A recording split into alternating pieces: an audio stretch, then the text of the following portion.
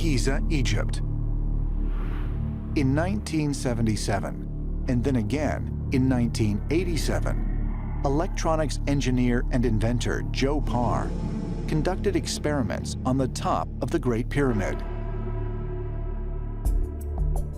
Using equipment of his own design, Parr measured the pyramid's electrical, magnetic, and radioactive properties. Joe Parr, who was my very close friend and research colleague, discovered what I believe is the most incredible discovery about the Great Pyramid and pyramids in general. Joe believed that the pyramids had an energy field around them. All pyramids had it. The problem is the pyramid energy field was usually not strong enough. So he developed in his laboratory a method for generating this pyramid energy, so then he could actually do scientific studies on it. Over the last few decades, people have been experimenting with pyramids. What has come to the forefront of this is the fact that pyramids are an enigma. They really have powers which are very hard to explain. And so people like Joe Parr have been looking into this. When somebody goes to the top of the Great Pyramid and experiences this weird electromagnetic vibration, this is not just a coincidence, but this has to do with the fact that the Great Pyramid is causing this.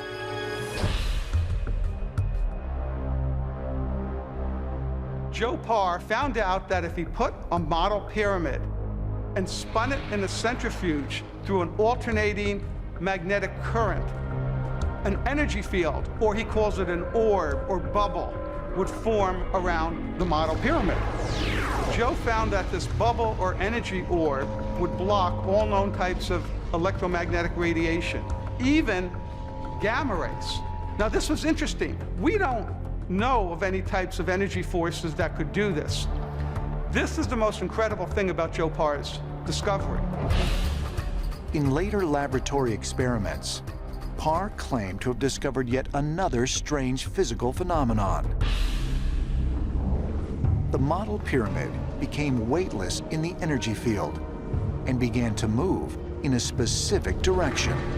They calculated the direction of this energy field where the pyramid would shoot out from. And guess what? It aligns exactly where we would see the constellation Orion.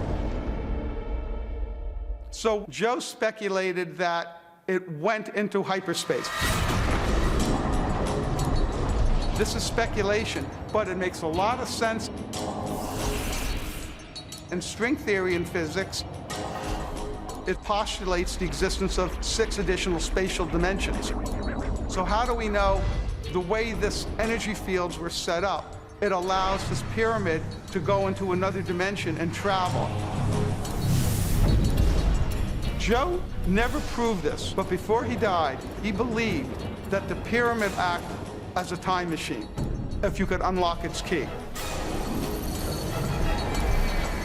I believe that it's a gateway or a portal into multiple dimensions that would enable a transmission of people, objects, or consciousness from other dimensions into our dimension.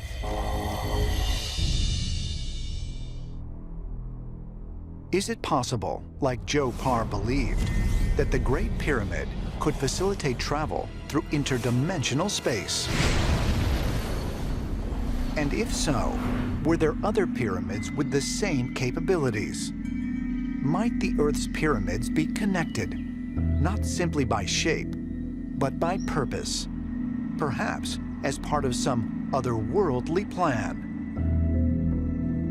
The ancient people were all building these same pyramids because it was a way for them to tap in to the natural energy of the Earth.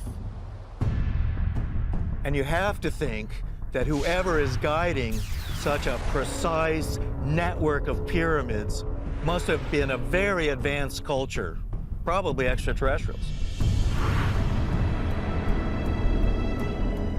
In all of this, I have one single question. Where are the blueprints?